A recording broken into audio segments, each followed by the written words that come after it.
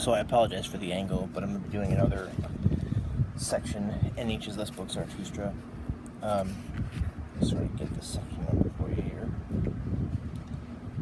This is going to be part 2, section 8 on the famous wise man.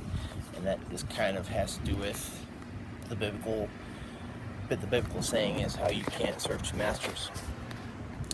And however, the masters in this particular one is not really the same thing. You have served the people on the superstition of the people, all you famous wise men, and not truth. And that is precisely why you were accorded respect, and that is why your lack of faith was tolerated. It was a joke and a circuitous route to the people. Thus the master lets his slaves have their way and is even amused by their pranks. The free spirit, the enemy of fetters, the non-adorer who dwells in the woods, is as hateful to people as a wolf to dogs. To hound him out of his lair, that is what people have ever called a sense of decency. Against him, people still set their fiercest dogs. So, two masters here. Sort of talk about that a little bit. Two masters.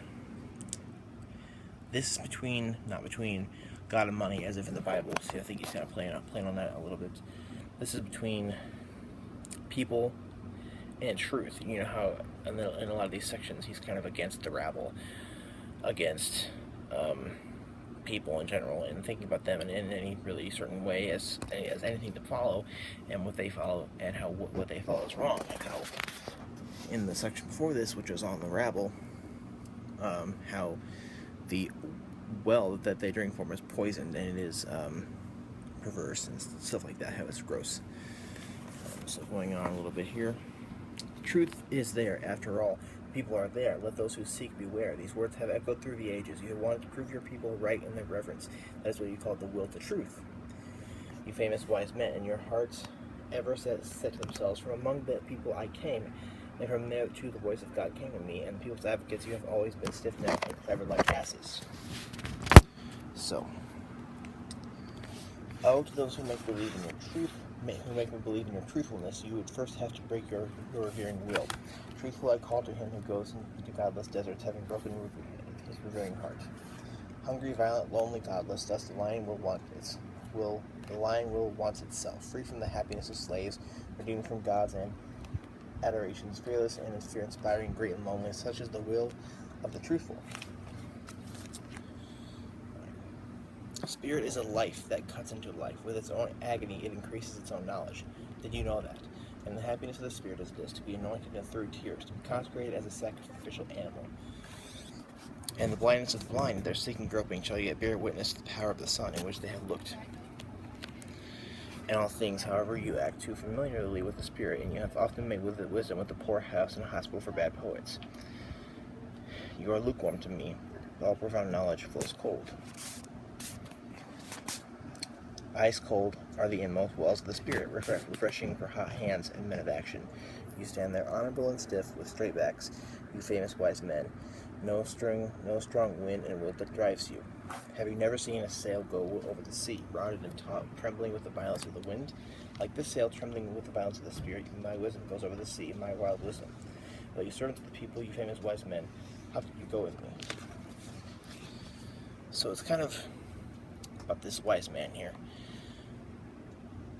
and this concept of truth and the will to truth that is kind of interesting here. Truthfulness or true is what I'm getting from this is sort of a look at what it means to be true yourself, or the will to truthfulness, and against the regular normalness of everything, and of the regular person.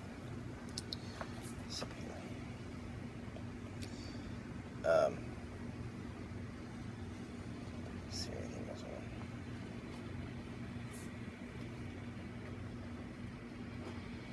You act too familiarly with the spirit, and you have often made wisdom into a poorhouse and a hospital for bad poets.